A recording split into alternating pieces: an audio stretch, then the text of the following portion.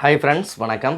இந்த வீடியோவில் தம்ப்நெயிலில் நீங்கள் எல்லாருமே தம்ப்நெயில் ரெடி பண்ணையில் செய்யக்கூடிய ஒரு சின்ன தவறை திருத்திக்கிட்டீங்க அப்படின்னா வீடியோக்கள் இன்னமும் கொஞ்சம் வியூஸ் அதிகரிக்கிறதுக்கு வாய்ப்பு இருக்குது.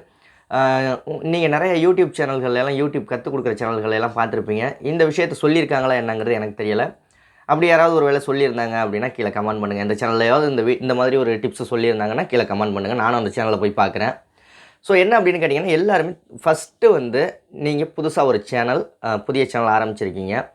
ஒரு வீடியோ போட்டுட்டீங்க, ஒரு 10, 20 வீடியோ, 30 வீடியோ போட்டிருக்கீங்க அப்படின்னா உங்கள் சேனலை எதன் மூலமாக வியூவர்ஸ் பார்ப்பாங்க அப்படின்னா, சர்ச் பண்ணோன்னே ஃபஸ்ட் இடத்துல போய் உங்கள் வீடியோ நிற்குமா? அது நிற்காது. ஸோ அதன் மூலிமா அவங்க பார்க்குறதுக்கு வாய்ப்புகள் கிடையாது. ஏன்னா பெரிய பெரிய சேனல்களோட வீடியோ தான் ஃபஸ்ட்டு போய் நிற்கும். ஸோ அதை கிளிக் பண்ணி பார்த்துருவாங்க. அதே மாதிரியே ஒரு வீடியோ சர்ச் பண்ணிங்க அப்படின்னா அந்த வீடியோ ஓப்பன் பண்ணி அந்த சஜெக்ஷன்னு சொல்லுவாங்கள்ல, ஒரு வீடியோ ஓடிக்கிட்டு இருக்கையில் கீழே அந்த மாதிரி சின்ன சின்னதாக வருதுல்ல, இதுதான் அந்த சஜெக்ஷன் அப்படிங்கிறது. இதில் தான் புதுசாக யாராவது சேனல் ஆரம்பிச்சிருந்து வீடியோலாம் போட்டிங்கன்னா சஜெக்ஷனில் இருந்து தான் மேலே மேலே மேலே மேலே போகும் வீடியோ பார்க்குறது. ஸோ தம்ப்நெயில் ரெடி பண்ணையில் நீங்கள் என்ன செய்யணும் அப்படின்னா இந்த சஜெக்ஷனை பாருங்கள். சஜெக்ஷனில் இந்த நிமிஷம்லாம் இருக்கும். நிமிஷம்லாம் பார்த்தீங்கனாலே தெரியும். 17 செகண்டு, 6 நிமிஷம் வீடியோ, 5 நிமிஷம் வீடியோ, 2 நிமிஷம் வீடியோ, 15 நிமிஷம் வீடியோ, இப்படியெல்லாம் அந்த டைமு சின்னதாக வரும். உங்கள் தம்ப்நெயிலில் எழுத்துக்கள்லாம் எழுதுனீங்க. இப்போ பாருங்கள், இந்த ஒரு வீடியோ எக்ஸாம்பிளுக்கு காமிக்கிறேன். இந்த ஒரு வீடியோ இருக்குது. அந்த வீடியோவில் அவர் பாதி எழுதுனதை அந்த நிமிஷம் மறைச்சிருச்சு.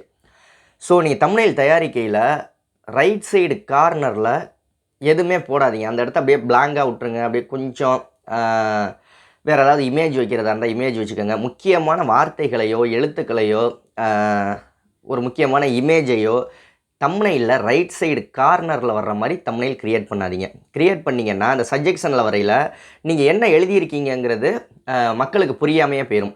இப்போ இந்த வீடியோ பார்த்துக்கிட்டு இருக்கீங்க, இதுக்கு கீழே நம்ம சேனலோட வீடியோக்கெல்லாம் சஜெக்ஷனில் கீழே வரும். ஸ்க்ரோல் பண்ணி பாருங்கள். நான் என்னுடைய வார்த்தைகள் எழுத்துக்கள் எல்லாத்தையுமே லெஃப்ட் சைடு தான் கொடுத்துருப்பேன். ரைட் சைடு கார்னரில் வர மாதிரி கொடுக்க மாட்டேன். ஏன்னா ரைட் சைடு வர்ற மாதிரி கொடுத்தேன் அப்படின்னம்னா என்னுடைய எழுத்துக்களை அந்த நம்பர் மறைச்சிரும். எத்தனை நிமிஷம் வீடியோ அப்படின்னு காமிக்கிற நம்பர் மறைச்சிரும். இதெல்லாம் ஆங்கில சேனலில் தொடர்ந்து ஃபாலோ பண்ணுறாங்க. ஆங்கில சேனல்களாக இருக்கட்டும், ஹிந்தி சேனல்களாக இருக்கட்டும், பெரிய பெரிய சேனல்கள் தொடர்ந்து ஃபாலோ பண்ணுறாங்க.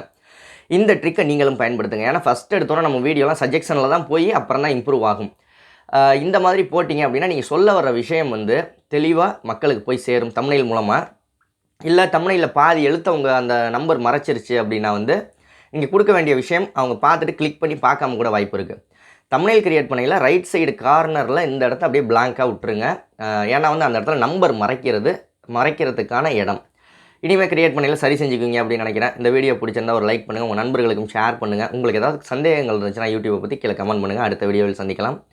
இந்த டிப்ஸ் ரொம்பவே நல்லா இருக்கும்னு நினைக்கிறேன். ஃபாலோ பண்ணுங்கள். தேங்க்யூ.